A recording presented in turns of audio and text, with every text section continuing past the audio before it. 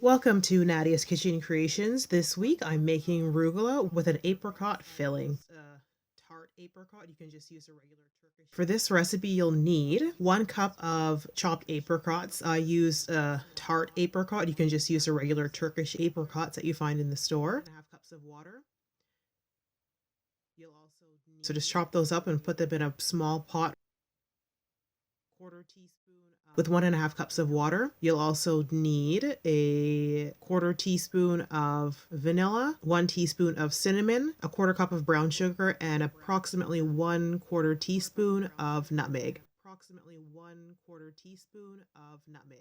So just mix that up and you're going to bring your mixture up to a boil.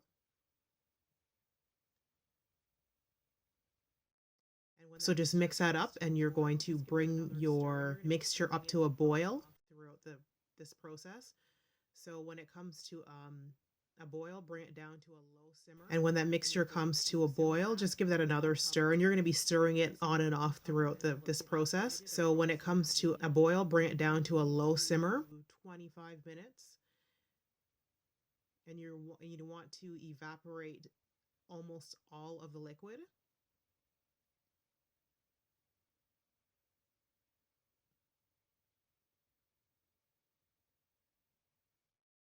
And you're going to simmer that uncovered until it's evaporated, approximately 20 to 25 minutes. And you want to evaporate almost all of the liquid. Like I said, just keep stirring that throughout the process, and you can see it's thickening literally by the minute. So definitely don't walk away from this. You don't want to walk away and then your fruits get scorched, because if it gets burned, you can't save it. The taste is in there.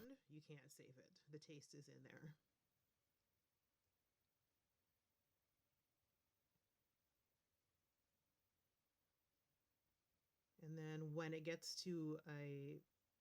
the liquid gets evaporated, and it's going to keep you, when the apricots get cool, you can actually put it in a food processor to get it into a smoother consistency. But these apricots that I got were really fresh, so I was able to just mush it up with a fork and the spatula, and I just kept mushing it. Much easier than whipping out a food processor and having to clean that. So just mush that up or put it in a food processor, put it in a container to cool completely before you fill your arugula. A fork and the spatula, and I just kept mushing it. Much easier than whipping out a food processor and having to clean that. So just mush that up or put it in a food processor and put it in a container, or you can leave it on the pot if you're going to be doing that soon, to cool completely before you fill your arugula. And so for the cookies, which is a super simple, surprisingly simple cookie recipe, you'll need. Welcome to Nadia's Kitchen Creations. This week I'm making arugula with an apricot filling. And so for the cookies, which is a super simple, surprisingly simple cookie recipe, 4 ounces of cream cheese at room temperature, 1/2 cup of butter at room temperature, a cup of granulated sugar plus 4 tablespoons. Need a 1/4 teaspoon of vanilla, 1 teaspoon of cinnamon, a 1/4 cup of brown sugar. If you're using an unsalted butter, use 1/8 teaspoon of salt. If not, then leave it out. We're just going to cream the cheese and the butter until it's light and fluffy. Then we're going to add the sugar, salt if you're using it, and the vanilla. Bring it down to a low simmer, and you're going to simmer that uncovered and then I'm going to mix in the flour by hand. Go ahead and fold that in, making sure to scrape the sides of the bowl and the bottom of the bowl. And we're going to get a piece of plastic wrap and sprinkle some flour on there and dump our ball in there. If you make the full recipe, this is just a half recipe, you can split it in 2, and just the best that you can, just make a flat-ish disc. Make sure that's sealed well, and we're going to place it in the refrigerator for at least 1 hour.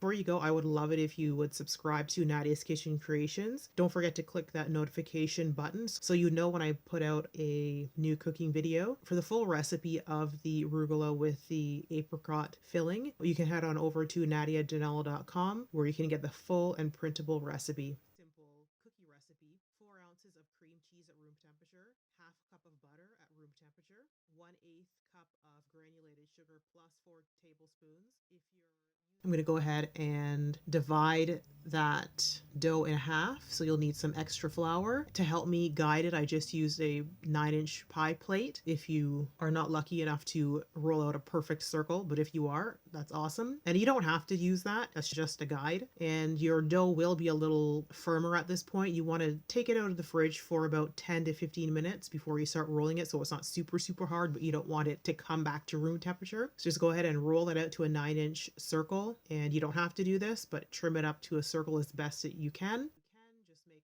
a flat-ish disc. Make sure that's sealed well, and we're going to place it in the fridge. Make sure that the other side is not sticking before you go ahead and add your apricot filling and divide that dough in half. So you'll need some extra flour. To help me guide it, I just used a 9-inch pie plate. If you are not lucky enough and each disc is going to make 12 cookies. So go ahead and cut that up. Have to use that. That's just a guide. And your dough will be a little, and roll it from the widest part to the narrowest part of the cookie and tuck that narrow part. You want that in the bottom of your cookie sheet. Then we're going to sprinkle some of that extra sugar that we had on top and pop that in the fridge, and go ahead and roll out your second disc. And this one I'm just showing a different way to do it. So it's a little neater look, not as traditional, but it's a little neater by cutting your cookies into 12 pieces first and then adding the apricot filling onto that. Quarter teaspoon of nutmeg. So just mix that up, and you're going to bring your